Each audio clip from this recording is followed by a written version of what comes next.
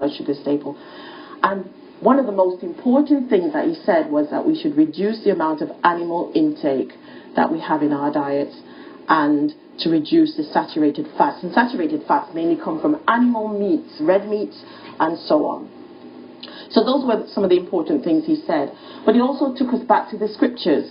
And he said that in Genesis chapter 1, verse 29, that God said that he would give every seed-bearing plant on the face of the whole earth, and every tree that has fruit with seed in it, they will be our food. When the body is impacted, when the body is challenged, one of the best things to do is to go back to the first food of man. That way you can start the repair process. Going on from that, he said that, just to remind us what God said, that we shouldn't eat any fat or any meat with blood in it. You have to understand that God is the creator, the producer, the manufacturer, and the constructor of man.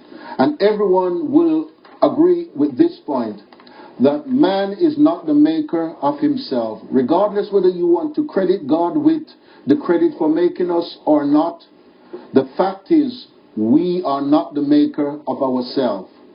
Therefore, he has taken credit for it. I give him credit for it. And I hope you do too. However, the fact is, he has given us a formula, a recipe, and ingredients that will keep us in health and keep us longer on the earth than in the earth.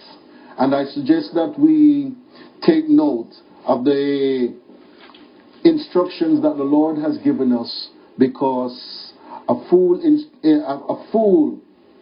despises instruction, but a wise person seek counsel. And God has given us instruction through the Holy Scriptures, the type of things that is good, wholesome, and productive in food.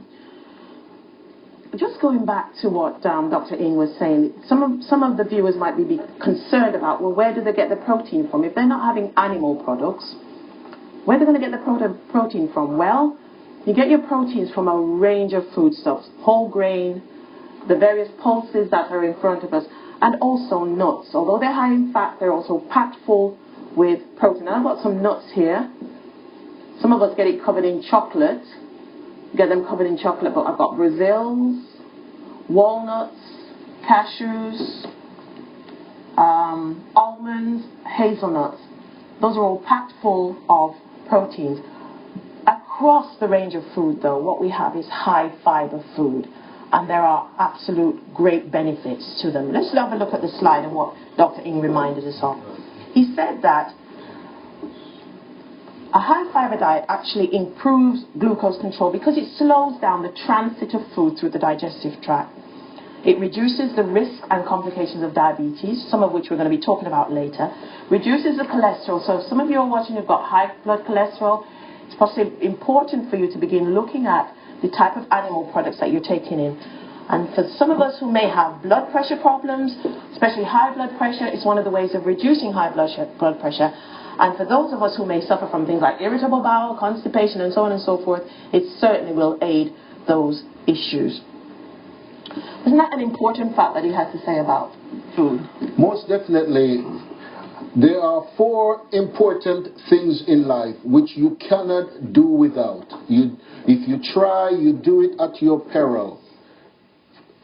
Eating, drinking, air, and information. You need oxygen, you need food for energy, and you need information. I'm not suggesting that they come in that particular order. You can dissimulate them and arrange them, but I suggest you would put oxygen first. Okay. He talked about doors that we actually have in ourselves. Now, for some of us who have medical minds, those doors are called receptors.